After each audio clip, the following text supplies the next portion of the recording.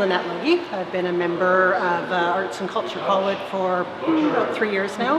I'm an artist here as well, and I volunteer in the gift shop. Previous to that, I was a member of Coast Collective, which is a non-profit that has now been absorbed into Arts and Culture Colwood.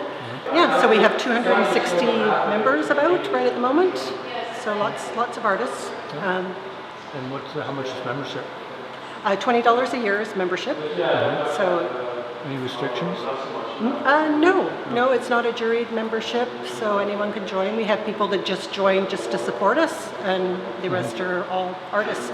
We also have some musicians that are members, as well as theater people. Yeah. So the gallery, we have rotating shows, but the shows rotate about once a month. And they'll have different themes, different calls to artists. So artists apply, some are juried, some are just open calls. No, all the art that you see here is for sale. If it's in one of the shows on the walls, it is here for the duration of the show. So if it's purchased, it stays on the wall until the show is completed.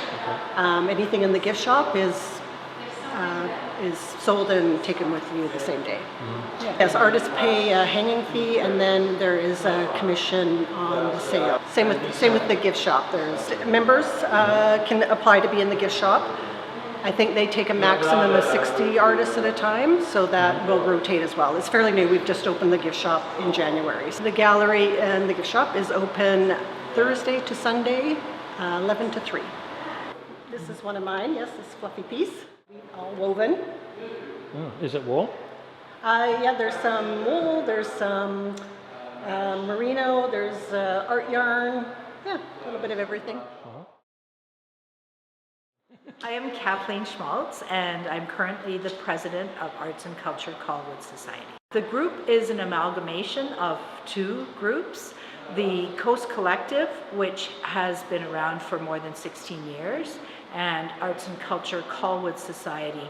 So the Coast Collective was visual artists and a collective of artists and artist activities, and Arts and Culture Colwood Society was mainly a group that dealt with culture and music, although they had some involvement with visual artists in festivals and other activities. This really beautiful building was the business office for 3 different groups of developers who sold properties in this area. And the last group of developers, Two Rivers, ended up donating the building to the city of Colwood. And the city of Colwood took some time to decide on what they wanted this building to be used for. And Arts and Culture Colwood Society was really lucky to be the beneficiary of the building in terms of us being able to use it. We don't own it. The city still owns the building, but we have the use of it since January of 2024. Last year was just the starting year for activities in this building. So we've built off the previous board's hard work, and this year we are able to offer exhibitions back to back. So there's always an exhibition happening here now, and we try to vary the exhibitions between member shows and other shows. The members are able to submit work to 4 member shows a year. 2 of them are juried and 2 of them are non-juried. So the show that you see up here now is a non-juried member show. We take the first 65 pieces that are submitted. And our members are from absolute beginners to professional artists. So the work that you see is a whole combination from all ranges of artists. And then our amazing hanging team has hung it, so it just looks really great. A real celebration of creativity at all levels. Our next show that's coming up will be the 16th annual Bloom show. And the reason it's the 16th annual is the Coast Collective had 15 of them previously. So this is the 16th annual of exhibition of all things blooming.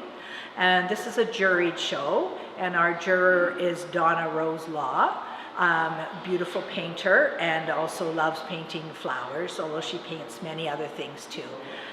So she will be jurying the work that is coming up in the show.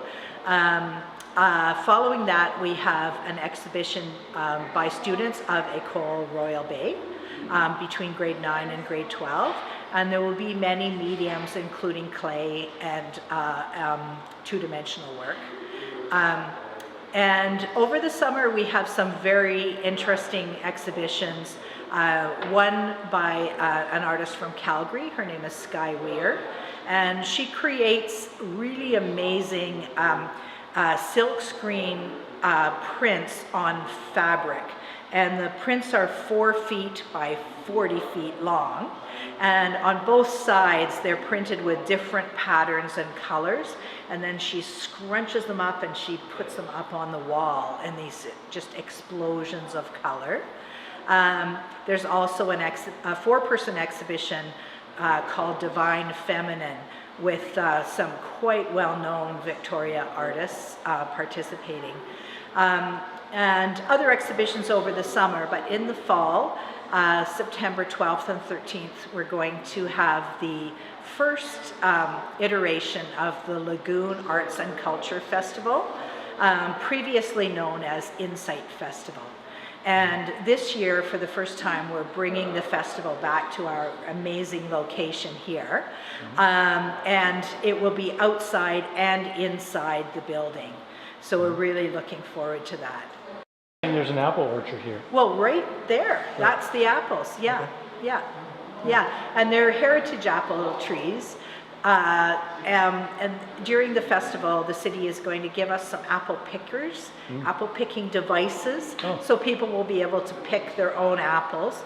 As well, we're going to have plein air painters underneath the apple trees painting, and we'll have one of the artists guiding beginners or any level of people who want to try doing some drawing outside on location.